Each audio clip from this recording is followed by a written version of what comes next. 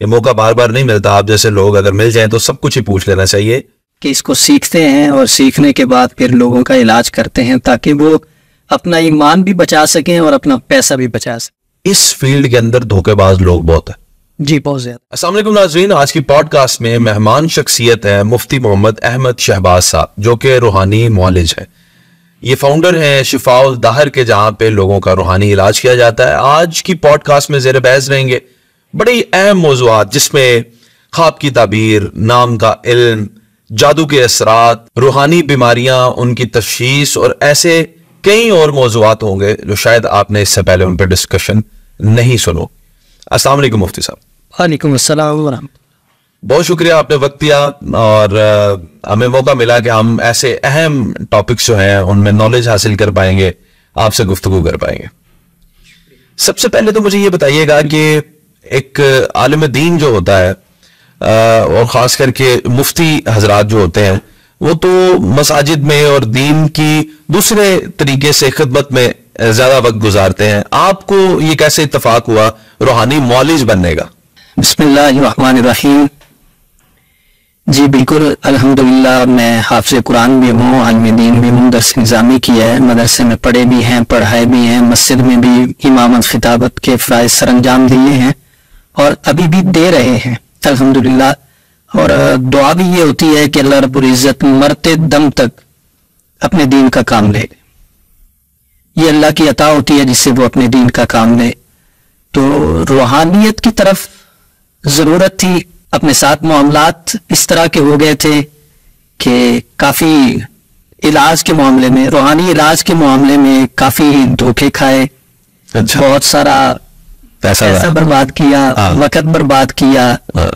تو جیسے بندہ بیمار ہوتا ہے، ڈاکٹر کے پاس زیادہ دیر اگر جاتا رہے تو کہتے ہیں کہ وہ آدھا ڈاکٹر ہو جاتا ہے. تو اس دوران ہی دلچسپی ہوئی کہ اس کو سیکھتے ہیں اور سیکھنے کے بعد پھر لوگوں کا علاج کرتے ہیں تاکہ وہ اپنا ایمان بھی بچا سکیں اور اپنا پیسہ بھی بچا سکیں. آپ کی اس بات کے اندر ہی ایک کنفیشن بھی ہے کہ اس فیلڈ کے اندر دھوکے باز لوگ بہت ہیں. جی بہت زیادہ. اس پہ ہم آگے بات کریں گے. میں بہت سارے موضوعات ہیں جن پہ آپ سے ڈسکشن کرنا چاہتا ہوں. یہ موقع بار بار نہیں ملتا. آپ جیسے لوگ اگر مل جائیں تو سب کچھ ہی پوچھ لینا چاہیے. کچھ موضوع ایسے بھی ہوگے جو شاید آپ کی ڈومین میں نہ فال کرتے ہو تو آپ ان کی تردید کر سکتے ہیں، لیکن میرا کام ہے سوال کرنا. خواب کی تعبیر ایک ایسا موضوع ہے جو بڑا انڈسکسڈ ہے. کیا واقعتاً خواب کی تعبیر ہوتی ہے؟ خواب سچے ہو سکتے ہیں؟ جی بالکل. انبیاء کے جو خواب ہوتے ہیں وہ تو بالکل سچے ہوتے ہیں، اور عام انسانوں کے جو خواب ہیں وہ بعض اوقات سچے بھی ہوتے ہیں اور بعض اوقات خیالات بھی ہوتے ہیں اور بعض اوقات خواب جھوٹے بھی ہوتے ہیں. لیکن اس میں سب سے اہم جو چیز ہے وہ یہ ہے کہ خواب کی تعبیر کچھ ہوتی ہے اور صورت کچھ ہوتی ہے. بعض خواب ان کی صورت اتنی بھیانک ہوتی ہے اور تعبیر اتنی اچھی ہوتی ہے کہ انسان دنگ رہ جاتا ہے. بعض خواب اتنے خوبصورت ہوتے ہیں مگر ان کی تعبیر بڑی بھیانک ہوتی ہے. جیسے کہ ایک خواب آیا تھا ملکہ زبیدہ کو. خواب کی صورت بڑی بھیانک کہ ان کی شرمگاہ سے انسان تو انسان، چرند پرند، جانور، ہر چیز فائدہ اٹھا رہی ہے. انہوں نے یہ خواب دیکھا تو پریشان، گھبرائی. انہوں نے ملازمہ سے کہا، اس وقت تھے امام ابن سیرین رحمۃ اللہ علیہ جنہوں نے تعبیر الرؤیا لکھی ہے، ان کے پاس بھیجا کہ جاؤ خواب کی تعبیر پوچھ کے آؤ. ان کو بتانا نہیں ہے کس کو خواب آیا ہے. ملازمہ میں گئی تو امام صاحب نے پوچھا کہ یہ خواب آیا کس کو ہے؟ ملازمہ کہنے لگی جی مجھے آیا ہے. کہتے اٹھ جاؤ، یہ خواب تمہیں آ ہی نہیں سکتا، بتاؤ کہ یہ خواب آیا کس کو ہے. تو وہ ملازمہ آئی، ملکہ سے پوچھا. ملکہ نے کہا اچھا بتاؤ. جا کے کہا کہ یہ ملکہ زبیدہ کو خواب آیا ہے. تو امام صاحب نے کہا کہ بالکل ان کو خواب آ سکتا ہے. اللہ ان سے ایسا کام لیں گے جس سے انسان بھی فائدہ اٹھائیں گے، جانور بھی فائدہ اٹھائیں گے، نباتات، جمادات، چرند پرند، ہر چیز اس سے فائدہ اٹھائے گی. پھر اس خواب کی تعبیر سچی ہوئی. اللہ نے ملکہ زبیدہ سے کام لیا. حاجیوں کے لیے مکہ کے اندر جو نہر زبیدہ بنائی گئی تھی وہ ملکہ زبیدہ نے بنائی تھی. یہ اس خواب کی تعبیر تھی. حضور علیہ الصلوۃ والسلام کی چچی ہیں حضرت ام فضل. انہوں نے صاحب دیکھا کہ حضور علیہ الصلوۃ والسلام کے جسم کا حصہ کٹا گوشت اور ام فضل کی گود میں آ گیا. اچھا. بڑی پریشان ہوئی. حضور علیہ السلام سے کہنے لگی میں نے خواب دیکھا ہے, اچھا نہیں ہے, میں بڑی پریشان ہوں. حضور مسکرائے. آپ نے فرمایا ام فضل, میری بیٹی فاطمہ کے ہاں اللہ بیٹا دے گا اور وہ تمہاری گود میں کھیلے گا اور تم اپنے بیٹے قاسم بن عباس کے ساتھ اسے دودھ پلاؤ گے. یہ خواب سچا ہو. تو بعض خواب ان کی صورتیں بڑی بھیانک ہوتی ہیں اور تعبیرات بڑی اچھی ہوتی ہیں. خواب تک خواب رہتا ہے جب تک کسی کو بتا نہ دیا جائے. جب بتا دیا جائے تو پھر اگلا بندہ جو اس کی تعبیر کر دے وہ اس کی تعبیر ہو جاتی ہے. اس لیے کہتے ہیں کہ خواب اس بندے کو بتائیں جو آپ کے ساتھ مخلص ہے.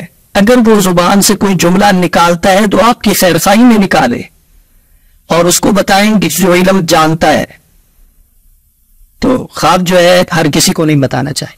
اچھا, میں اب کچھ ایسے خواب ہیں جو عام طور پہ لوگ دیکھتے ہیں, ان کے بارے میں پوچھوں گا. پہلے مجھے یہ بتائیں, اگر کسی نے بھیانک خواب دیکھ لیا تو کیا صرف اگر وہ صدقہ کر دے تو اس کا وہ ٹل جائے گا معاملہ؟